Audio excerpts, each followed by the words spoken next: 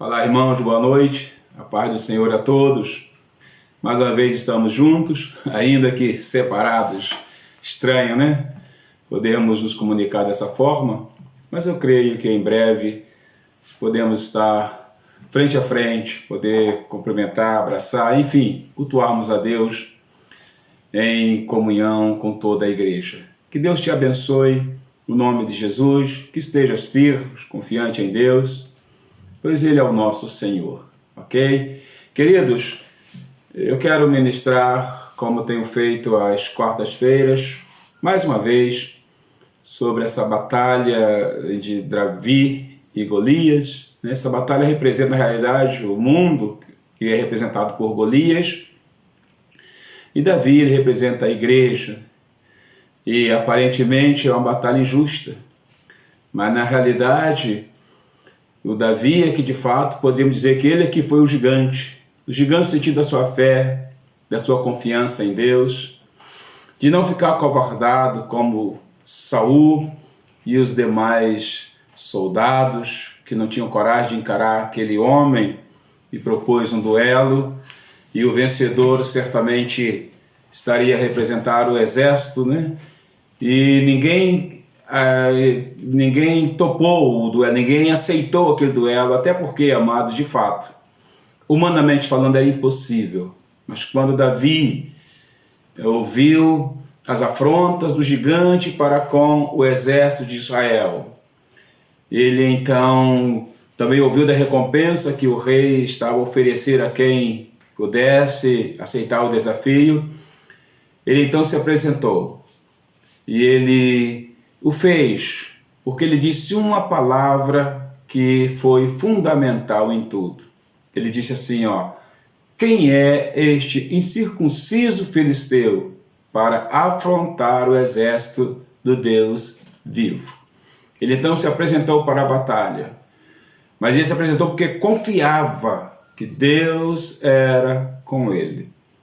Depois de então ser de fato estabelecido o duelo, aceito o duelo, ele desceu ao rio e ele foi pegar 5 pedras lisas, preparadas, pedras que ele escolheu a dedo, colocou no alforje e então partiu para duelar contra o gigante Golias. Obviamente, todos que ali estavam, se tivesse que apostar em alguém, apostaria no gigante, em Golias, porque era de fato impossível um homem, na sua força, na sua capacidade, duelar e vencer aquele inimigo que muito alto, como a Bíblia diz, quase 3 metros de altura, mais de 2,5 metros, totalmente armados, enfim, era algo que ninguém podia crer que Davi venceria. Mas nem Davi também confiava, no sentido de que ele, o homem Davi, poderia vencer. Ele disse claramente, eu vou contra ti, em nome do Senhor dos Exércitos, no nome daquele a quem tu tens afrontado. Ele confiava em Deus. Ele já havia falado com o rei Saul da sua experiência ao defender suas ovelhas do ataque de ursos, de leões, e que ele acreditava que todas as vezes que ele conseguiu prevalecer nessas situações, fora Deus quem lhe dera o livramento. Então ele disse claramente, o mesmo Deus que me livrou de urso, de leões, etc., esse Deus também vai me livrar das mãos deste incircunciso, porque ele afrontou o exército do Deus vivo. Então é nessa confiança que ele se apresenta, que Deus é com ele. É nessa atitude, irmãos, que a igreja é forte.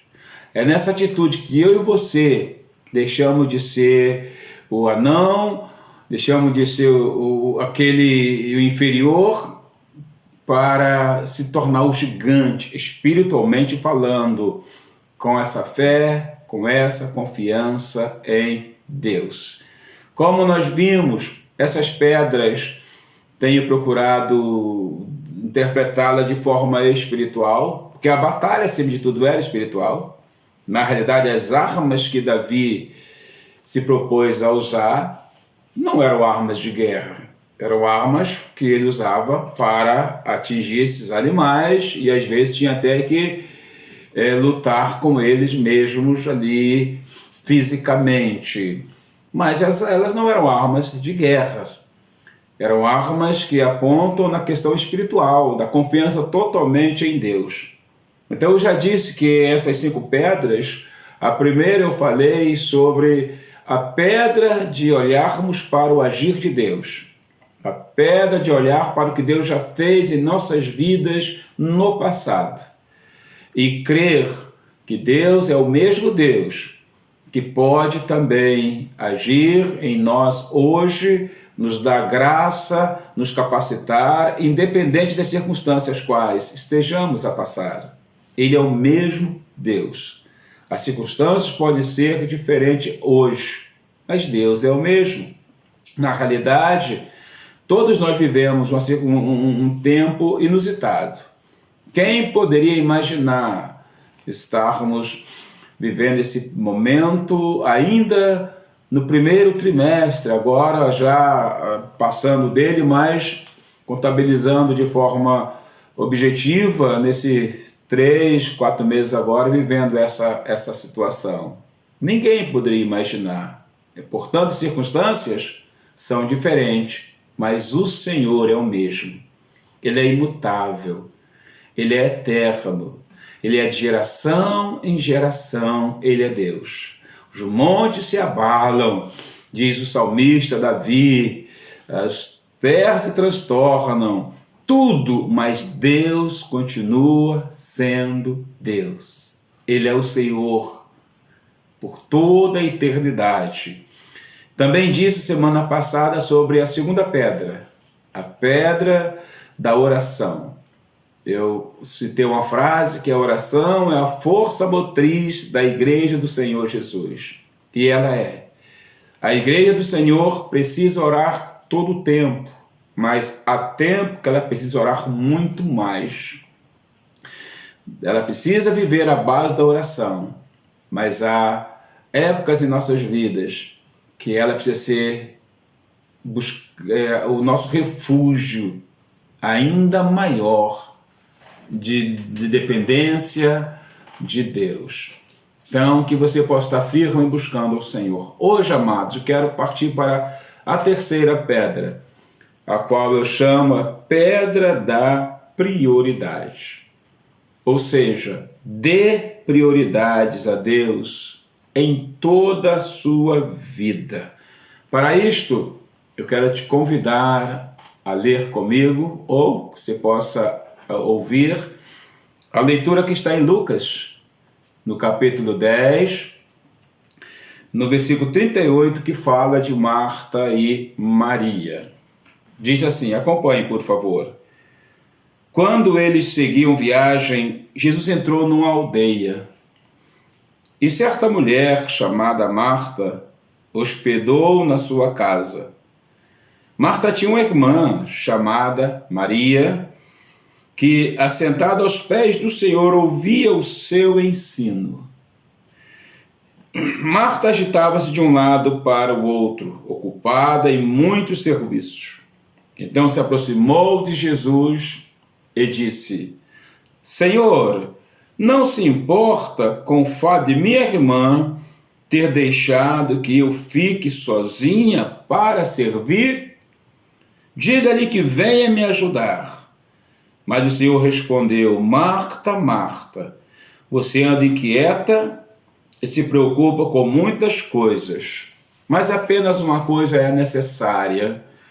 E Maria escolheu a boa parte, e esta não lhe será tirada. Glória a Deus. Que o Senhor abençoe a leitura da sua palavra e a ministração da mesma. Glória a Deus. A pedra da prioridade.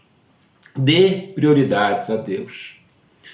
Quando Davi chegou ao arraial, ele não foi para lutar com os gigantes. Na realidade, ele nem poderia imaginar que o exército israelita estava a viver este momento difícil, pois Saul havia saído para guerrear contra os filisteus, porém ele pensava que seria uma guerra nos moldes normais, ou seja, iriam armar em fileiras e os soldados iriam de encontro com o outro e ali, mais forte, certamente iriam prevalecer e assim desenrolar da guerra, da batalha.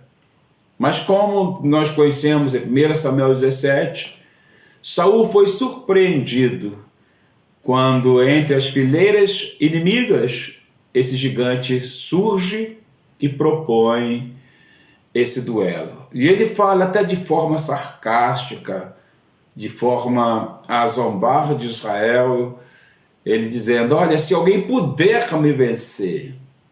Ele já se auto-orgulhava sabendo que era, de fato, muito difícil.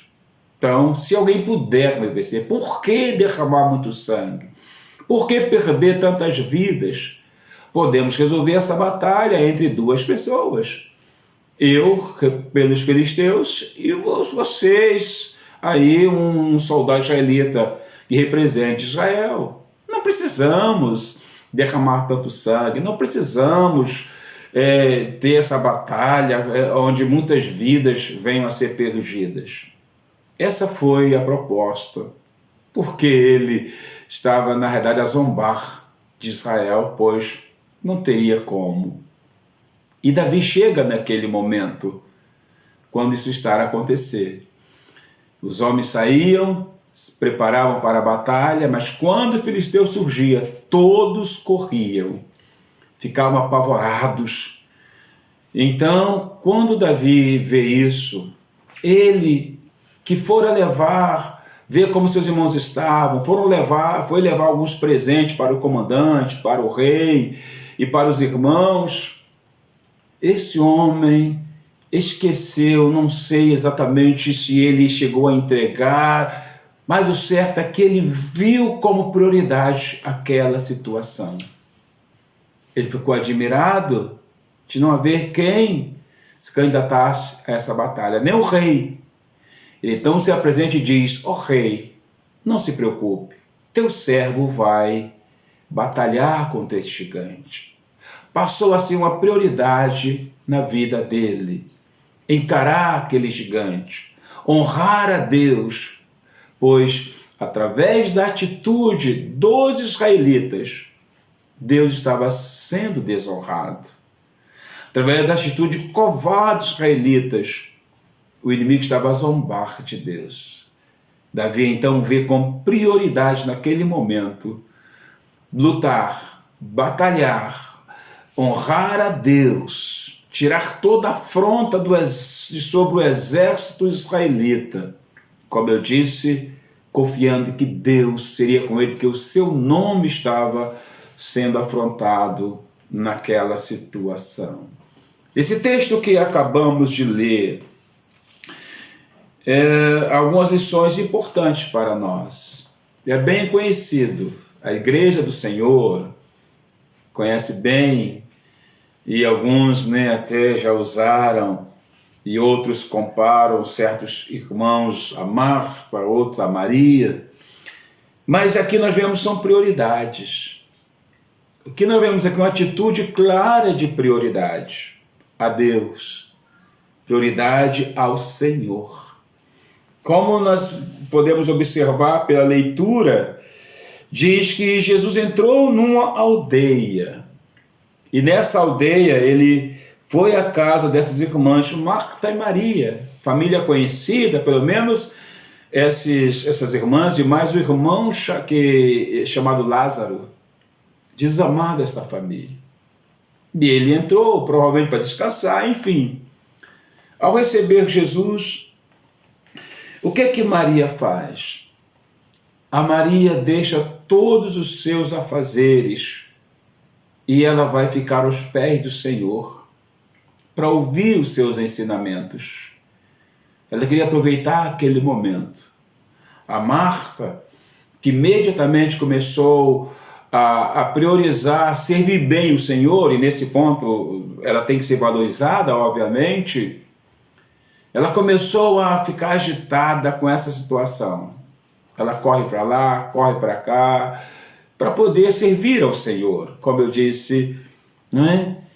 E ela não aceitou bem que Maria tivesse deixado o serviço, os afazeres domésticos, e agora até mesmo preparar algo para o Senhor, e vai ficar aos pés dele enquanto ela sozinha estava a correr para lá e para cá.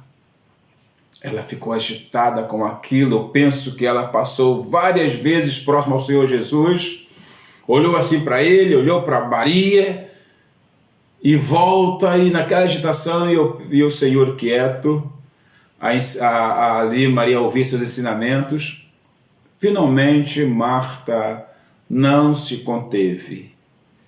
Ela chega ao Senhor Jesus e ele cobra dele: Senhor, o Senhor não se importa que eu fique aqui a trabalhar sozinha, a preparar tudo para te servir, e a minha irmã aí aos teus pés? E ela esperava que o Senhor Jesus fosse dizer algo mais ou menos assim: é verdade, Marta, você tem razão, me desculpe. Maria, vá ajudar a sua irmã. Mas, para a surpresa de Marta, e talvez da própria Maria, que é possível que esperasse de fato a repreensão do Senhor Jesus, nada disso aconteceu. O Senhor dirigiu-se a Marta e ele disse para ela que ela andava muito inquieta, está se preocupando com coisas demais, e que apenas uma coisa era necessária. E ele acrescenta que Maria escolheu a boa parte e esta não lhe seria tirada. Irmãos, que palavras! E a pergunta que eu faço: será que o Senhor Jesus ele não era sábio, não era insensato? Nós sabemos que não. Sabemos que não. Será que o Senhor apoia um viver de forma irresponsável? É claro que não. Não é nada disso que o Senhor está a falar, e nem isso que a Bíblia ensina. O que Jesus quer ensinar aqui é justamente o que estamos a dizer: prioridades. Quando Jesus entrou naquela casa, ele não ia ficar o tempo todo, ele não iria passar o dia todo, nem chegar e sentar lá no sofá, em algum canto e deitar. Não, claro que não. O Senhor é sensato, é sábio. Ele passou ali por alguma razão, por algum momento, talvez descansar um pouco. E naquele momento Maria então entende que ela poderia fazer coisas que o que ela estava a fazer poderia esperar um pouco. Ela poderia continuar depois, mas que naquele momento reserva um tempo para estar aos pés do Senhor, para ouvir os seus ensinamentos, era a coisa mais importante a fazer. Porque as outras coisas não deixariam de ser feitas, mas ele acrescenta esta palavra, de que aquilo que ela escolheu foi a boa parte, porque ela reservou um tempo para estar a ouvir os ensinamentos do Senhor. E essa não será tirada, disse o Senhor. O que ela estava a aprender com o Pai não seria tirada, ao contrário, serviria de algo para fortalecê-la cada vez mais. Prioridades. Irmãos, Deus tem pedido a nós essa pedra da prioridade. A prioridade não significa deixar de ser responsável por aquilo que fazemos. a prioridade é reservar um tempo para estar com o Senhor. Um tempo específico, um tempo de qualidade para ouvir, para ler, para estudar, para orar. Entre essa nossa vida tão corrida, tão agitada, e nós sabemos disso, mas reservar um tempo para Deus. Quantas vezes nós ouvimos pessoas dizer: ah, mas eu não tenho tempo. Olha, eu gostaria de vir até a igreja domingo ou tal dia, mas eu não tenho tempo. Então, na realidade, mesmo que a vida seja bem ocupada, e claro que os dias atuais, eles nos ocupam muito, mas a questão é que às vezes não nos separamos para, ou não nos programamos para, naquele determinado dia, dedicar algum tempo ao Senhor. A pedra prioridade é fundamental. Sabe por quê? Porque muitas vezes nós vamos descobrir que nós precisamos estar mais preparados para algumas situações. Você sabe o que Davi fazia nas suas horas vagas? Alguns pensam que só vivia cantando. Que só vivia cantar. Ele, quando estava tranquilo, olhava para as ovelhas, tudo em paz, ele pegava o seu instrumento e ia louvar a Deus. Mas ele não fazia só isso. Obviamente, ele louvava a Deus. Compunha, talvez, algumas noites lindas, enluaradas, bonitas, céu azul, estrelas a brilhar. Mas não era só isso. Porque a vida de Davi, como pastor, era perigosa. Haviam animais, ele conta sobre urso, sobre leão. Então Davi, ele tinha que ter habilidade para se defender. Então eu acredito, dando asas à imaginação, que Davi sempre tirava um momento para treinar pontaria. Ele era pastor de ovelhas, tinha cajado, tinha o seu alforje. Então imagina, Davi colocava um alvo, estabelecia um alvo, uma árvore, um galho, uma lata, alguma coisa, e ele colocava a pedra e lançava. Treinava, sabe por quê? Porque ele podia errar. Ele podia errar uma, duas, três, mas não podia errar muito. Essa razão também porque ele pegou 5 pedras. Porque ele disse: dificilmente eu erro uma, mas se eu errar primeiro eu tenho outra. Ele era também uma pessoa precavida. Precisava estar apto para poder usar no momento necessário. Ele tinha que estar sempre em treinamento para manter sempre afiada, se eu posso assim usar essa expressão, a sua pontaria. Ele não podia ficar só cantando, louvando, apesar de ser um grande músico, um grande cantor, o doce cantor de Israel, como alguns costumam chamar, mas ele depende, a sua pontaria tinha que estar bem apurada, pois ela também salvaria a sua vida em alguns momentos. Então ele treinava. Quantas vezes a gente não percebe que prioridades são coisas também importantes em nossas vidas, porque lá na frente nós podemos usar. Alguns, numa dificuldade, tentam resolver tudo de uma só vez, num pacote só. E nem sempre isso é possível, se é que alguma vez é possível. Lembro de um rei chamado Rei Asa. Quando o rei Asa assumiu o governo de Judá, ele teve um período de paz de 10 anos. Ele chamou os seus oficiais, todos que estavam sob suas ordens, e disse: olha, vamos reforçar a cidade, os muros, vamos edificar, vamos preparar, vamos, enfim, aproveitar esse período de paz para reforçar nossas defesas, para investir na muralha da cidade, para equipar os soldados. porque ele sabia que poderia a qualquer momento enfrentar guerras.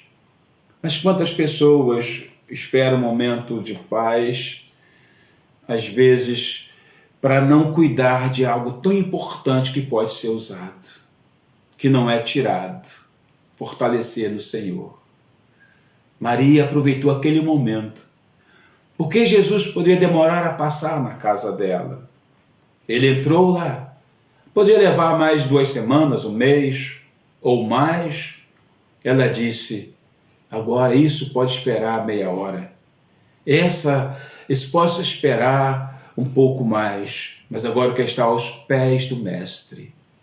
Eu quero estar a ouvir o Mestre. E o Senhor não a repreendeu por isso. Ele repreendeu Marta, a sua agitação. Talvez ela estivesse a querer fazer muitas coisas para o Senhor. O Senhor disse: uma coisa só é necessária. Não sei se referia a algum tipo de alimento, mas o que importa mesmo é que ele disse: Maria escolheu a boa parte. Irmãos, eu penso que nos dias atuais, coisa mais importante de nossas vidas, aquilo que mais precisamos e que de fato nunca nos será tirado, é uma íntima comunhão com Deus. O salmista Davi, ele fala algumas coisas, ele escreve algumas coisas aqui dos salmos que eu quero ler com os irmãos, que fala dessa prioridade na vida dele, desta comunhão com Deus, desta comunhão com o Senhor. Pois quando enfrentamos gigantes, muitas vezes deixamos de focar naquilo que honra a Deus. Muitas vezes queremos abandonar tudo, jogar tudo para o alto, enfim. Mas isso não derrota gigantes. Isso derrota a nós mesmos, a nossa vida. Portanto, irmãos, quer dizer para os irmãos é que tudo que nós temos hoje, de fato, na nossa vida, de mais precioso, e que devemos manter sempre em dia, é a nossa comunhão, é a nossa vida com Deus, é estarmos na presença do Senhor. Davi, portanto, procurou canalizar toda a atenção para o seu Deus, porque ele sabia que o maior bem que uma pessoa pode ter nesse mundo é a comunhão íntima com o Senhor. Esta é o maior bem, é a maior porção das nossas vidas. Naquele momento, a prioridade era Jesus. Ele precisa ser prioridade em nossas vidas. Ele precisa ser colocado em primeiro lugar em nossas vidas. Ainda que ela não fosse ficar o tempo todo aos pés dele, mas ele estava ali. Não podia ser ignorado. Servir a ele é muito bom. Marta não estava errada em querer servir.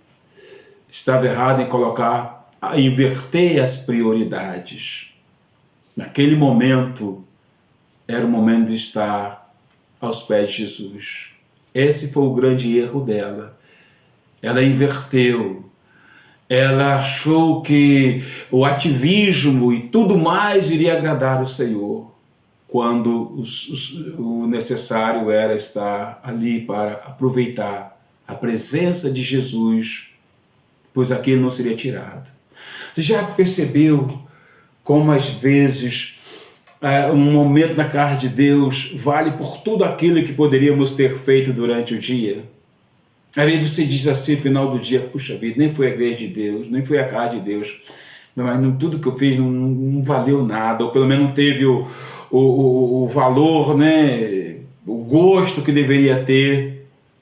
Pois deveria ter ido à casa de Deus, deveria ter gastado aquele tempo lendo a palavra de Deus. E você fala: me arrependi, vi esse filme, vi isso, vi aquilo outro e não somou nada. Eu deveria estar ali lendo a Bíblia, ou ter ouvido este louvor, ou esse estudo, ou isso, aquilo outro. Prioridades, irmãos. Prioridade é algo que a gente abre para buscar a Deus, para cuidar do que é mais importante em nossas vidas, que é a íntima comunhão com Deus. Esse é o bem mais precioso na nossa vida. Esse não é tirado. Foi o que Maria escolheu. Portanto, para encerrar essa ministração dessa quarta-feira, eu quero ler 3 salmos. O primeiro é o 16, do versículo 5 o versículo 5 e o versículo 8, aonde o salmista diz: o Senhor é a porção da minha herança e o meu cálice. Tu sustentas a minha sorte.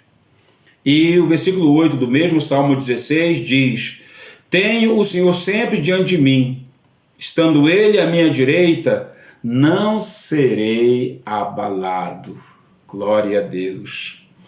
E no 24, 4 e 5 diz: uma coisa peço ao Senhor e a buscarei, que eu possa morar na casa do Senhor todos os dias da minha vida, para contemplar a beleza do Senhor e meditar no seu templo, pois no dia da adversidade Ele me ocultará no seu abrigo, no interior do seu tabernáculo me acolherá, Ele me porá no alto de uma rocha.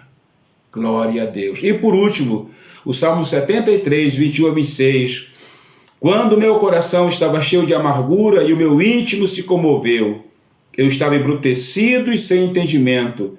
Era como um animal diante de ti. No entanto, estou sempre contigo. Tu me seguras pela minha mão direita. Tu me guias com teu conselho e depois me recebes na glória.